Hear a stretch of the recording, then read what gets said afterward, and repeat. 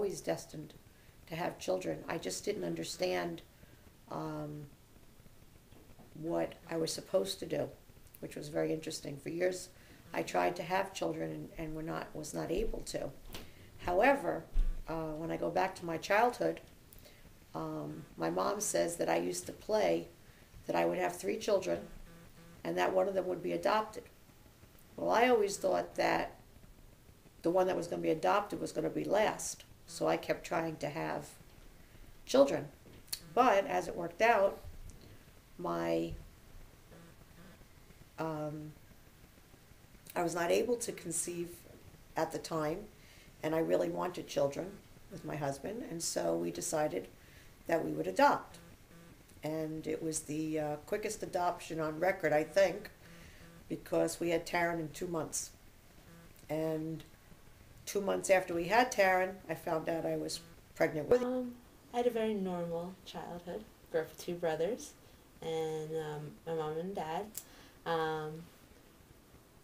We're a big family, into a lot of sports and very family oriented. All growing up, I had the idea that I would like to adopt.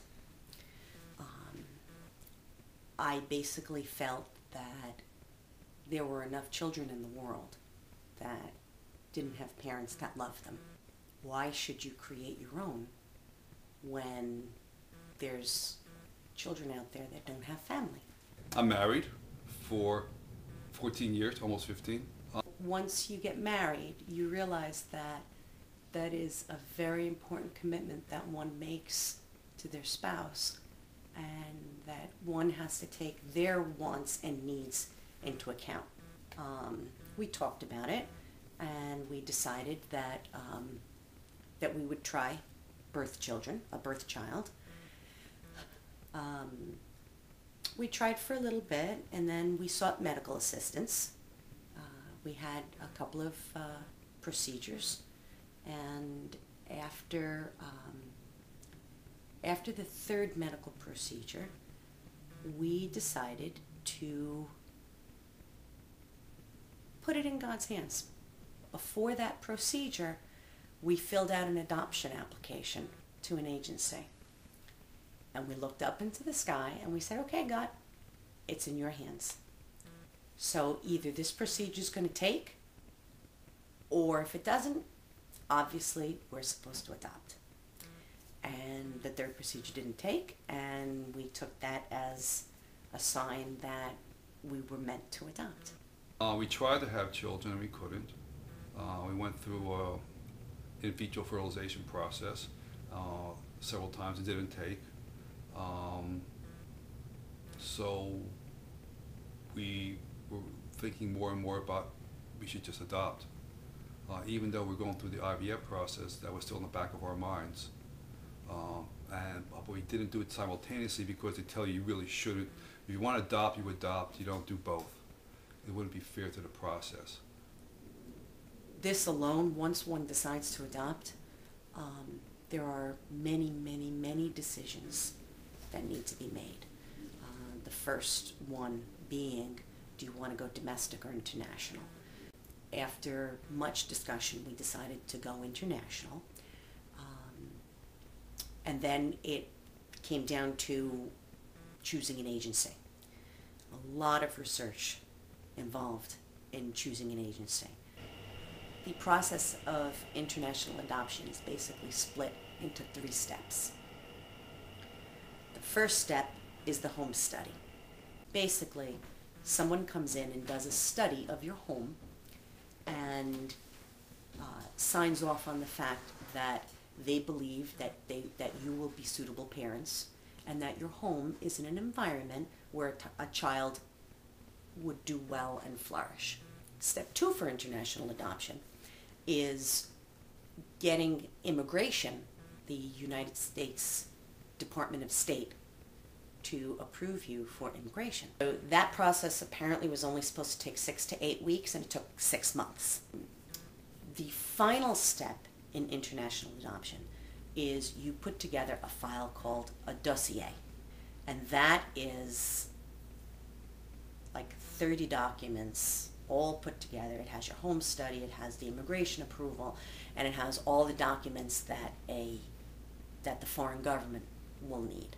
In the beginning of our marriage, we had fertility issues, and we talked to several doctors and went that route. And in the meantime, since we didn't want to wait until we were older, we started an adoption process.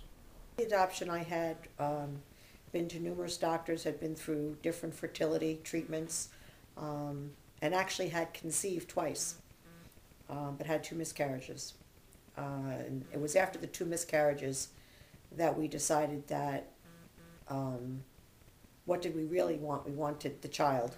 You know, if we couldn't have one of our own, then we would adopt a child, which was never anything that either one of us didn't think was okay. So that was the good news. Both of us felt that there were many children in the world that could use a good home, and we were very excited about adopting. So we went to a couple of seminars and found out that we could do something called an open adoption, then put an ad in the newspaper and a special phone in our house, so that anyone who called from the ad in the paper would only be on that phone. And we had the ad in the paper for 2 months, and we got 5 phone calls. When we decided to do the adoption, and you had to contemplate, whether or not as a couple you could handle it, if you didn't want to have the process of adoption hinder your marriage. We went to Maine, and we sat on a cliff over a lake, and we wrote what we wanted to say in the ad in the newspaper. And we talked to a couple lawyers. We decided to go with one lawyer that specialized in adoption, and we were very lucky. One of the pros that why we chose international adoption is because it was very consistent. The time period in which one would adopt a child would be much more consistent and dependable, that time span. When one goes domestic, often enough what happens is you wait for someone who is pregnant to choose you. Because we are somewhat older, the potential of waiting a very long time for a birth mother to actually choose us seemed like it would be long. So we chose international adoption. We were told a year, maybe a year, 2 months. And I want to say that we are easily 3 or 4 years into this process. We've gone through our home study. We have had approval by the United States government to bring a child into the country. And we have submitted our dossier to the other government. And we're awaiting an invitation to go to the other country to meet a child.